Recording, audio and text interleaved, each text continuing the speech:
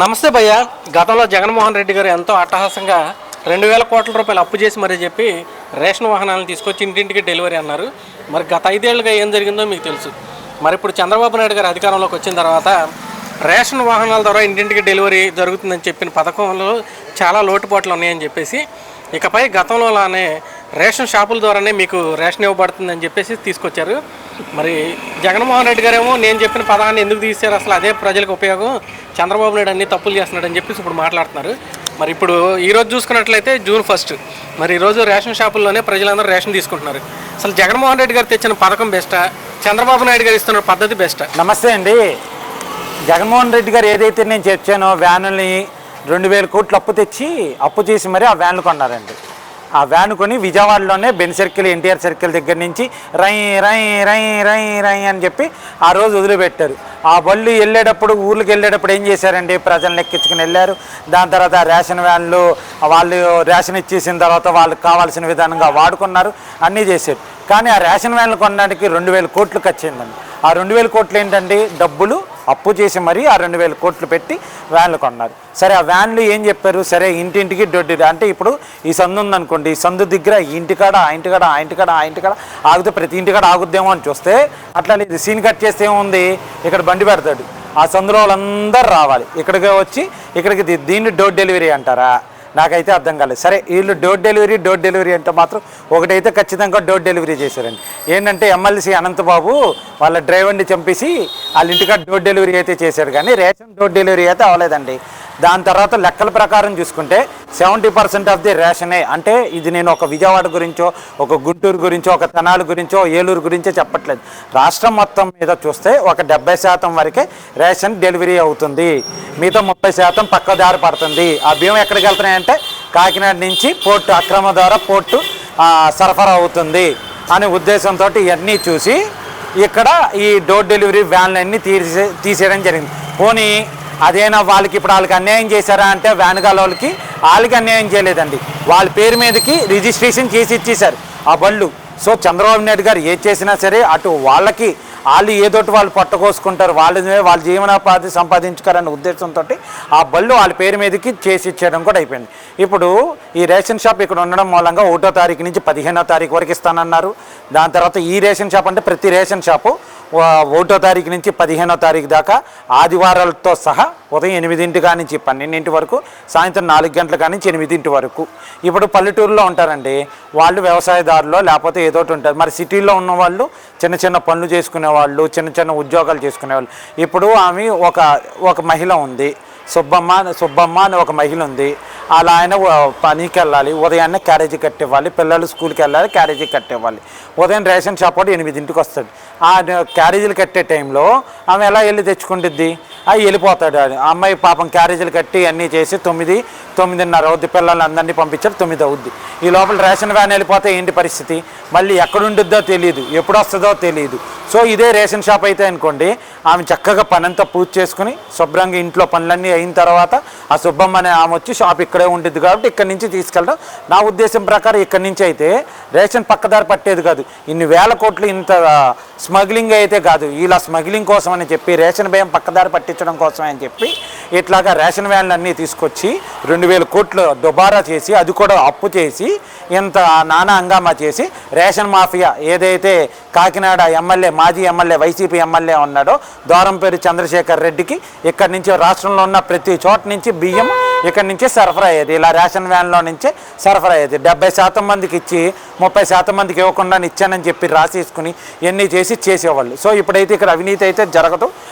అందుకని ఈ రేషన్ షాపులు బాబు గారు ఏదైతే చెప్పారో చంద్రబాబు నాయుడు గారు, ఆయన ఏం చెప్పినా కరెక్ట్గానే ఉంటుంది, పద్ధతిగా ఉంటుంది. కాబట్టి ప్రజలందరూ కూడా ఇక్కడికి వచ్చి తీసుకోవడం అదే మంచిది. వాళ్ళకి ఏ టైంలో కుదిరితే ఆ టైంలో వస్తారండి.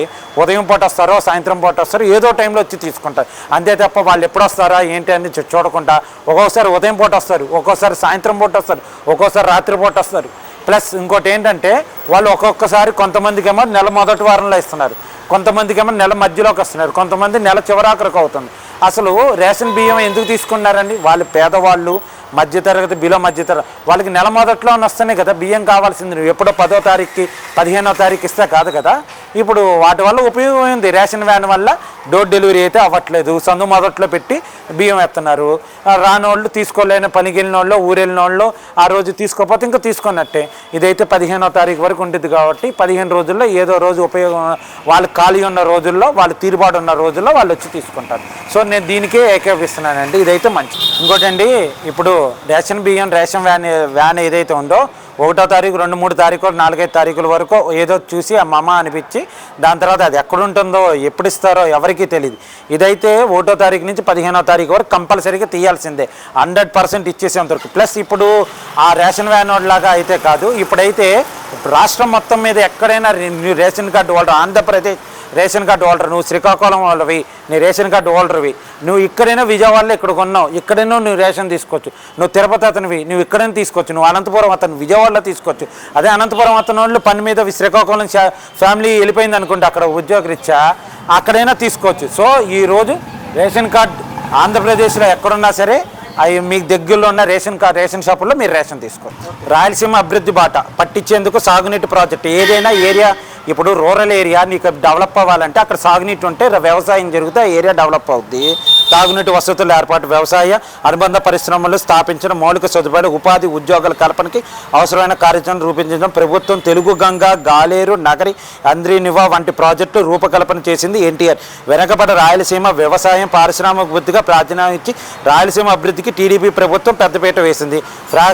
ఫ్రాక్షన్ తరిమి కొట్టింది. వలసల నిలయం అనంతపురం జిల్లా నేడు కొలువులకి నిలయంగా మార్చింది. వ్యవసాయ భూములకి డ్రిప్ ఇరిగేషన్, స్ప్రింక్లర్ ఇరిగేషన్ ద్వారా సాగునీటి సదుపాయం కల్పించి రాయలసీమ హార్టికల్చర్ హబ్గా మార్చి కరువు ప్రాంతమైన రాయలసీమని ఉద్యాన కేంద్రంగా మార్చింది. ప్రయత్నం చేసింది తెలుగుదేశం ప్రభుత్వం. నదుల అనుసంధానం రాయలసీమగా సాగునీరు అందించి రతనాల సీమగా మార్చడానికి తెలుగుదేశం ప్రభుత్వం ప్రయత్నం చేసింది.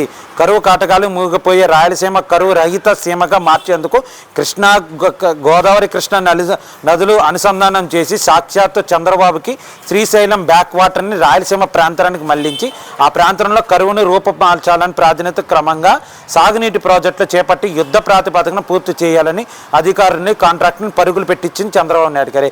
మిగులు జలాలు ఆధారంగా చేపట్టిన ప్రాజెక్టుని నీటిని కేటాయించి సాగునీటి సమస్య శాశ్వత పరిష్కారం చూపాలని తెలుగు గంగ, గాలేరు, నగరి, అంద్రీనివా, వెలుగొండ ప్రాజెక్టుని సత్వరం పూర్తి చేయాలని పనులు పరిగెత్తలు చేయాలని చంద్రబాబు నాయుడు గారు అంద్రీనివా పూర్తి చేసి చిత్తూరు జిల్లా కుప్పం వరకు సాగునీరు అందించాలని, అలాగే గాలేరు, నగరి పూర్తి చేసి గండికోట నీటిని పులివెందుల వరకు తరలించారు.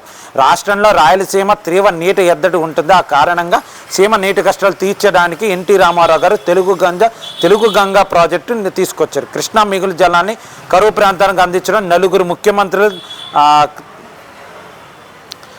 ముఖ్యమంత్రులను కన్వీన్ చేశారు. ఈ ప్రాజెక్టుతో తమిళనాడుకు కూడా తాగునీరు అందించడానికి తెలుగు గంగ తర్వాత గాలేరు, నగరి, ఇంద్రీనివా ప్రాజెక్టును మొత్తం రాయలసీమ సస్యశ్యామలం చేయాలని ఎన్టీఆర్ తలిచారు.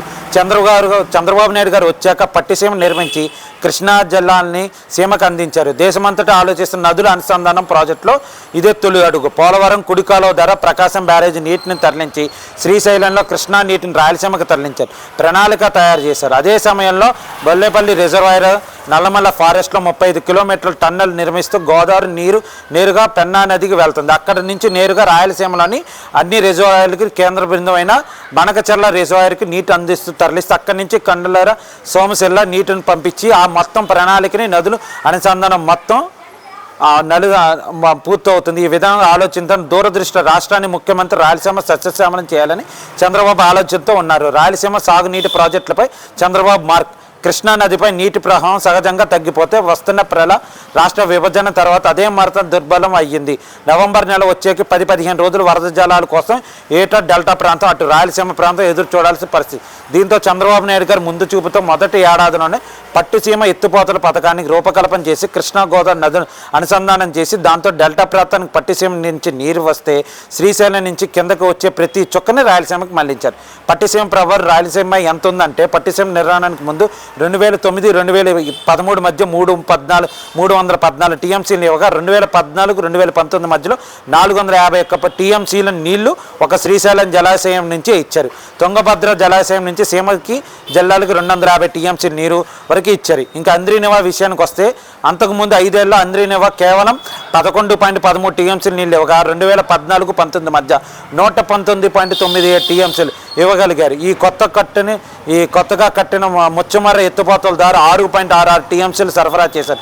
మొత్తం మీద 2014-19 మధ్య చంద్రబాబు నాయుడు హయాంలో ఒక శ్రీశైలం నుంచి 451 టీఎంసీలు ఇవ్వగా అన్నీ కలుపుకుని 820 టీఎంసీలు నీరు రాయలసీమకే పంపించారు చంద్రబాబు నాయుడు. పట్టిసీమకారం వరద జలాల ఆధారంగా నిర్మించే అంద్రీనివా, గాలేరు, నగరి, ముచ్చమర్రి ఎత్తిపోతల పథకం నీళ్లు తీసుకునే అవకాశం వచ్చింది. ఈ అంద్రీనివా ఎత్తిపోతలు 2వ దశ పూర్తి చేసుకుంటే ఒక జలాశయాన్ని నింపితే నీటిని మదనపల్లి దాటిచ్చి చంద్రబాబు నాయుడు అటు పొంగనూరు బ్రాంచ్ కుప్పం కాలువ వైపు నీళ్లు ప్రవహించేలా చేశారు. చంద్రబాబు నాయుడు గారు మరోవైపు గాలేరు నగర తొలదశ పనులు కలుక్కి వచ్చేలా చేశారు. ఆవుకి టన్నల్ ద్వారా ఇవన్నీ రాయలసీమకు చేశారు కాబట్టే ఆయన కడపలో పెట్టి ప్రజలందరికీ ఇక్కడ వివరించి తెలుగుదేశం రాయలసీమకి ఏం చేశారని చెప్పి ఇవన్నీ చేసింది అబద్ధం అని నువ్వు కొట్టేచ్చు. సో నువ్వేం చేసావో నీ మైరా మీడియా ఛానల్ ద్వారా ఏం చేశారో చెప్పండి.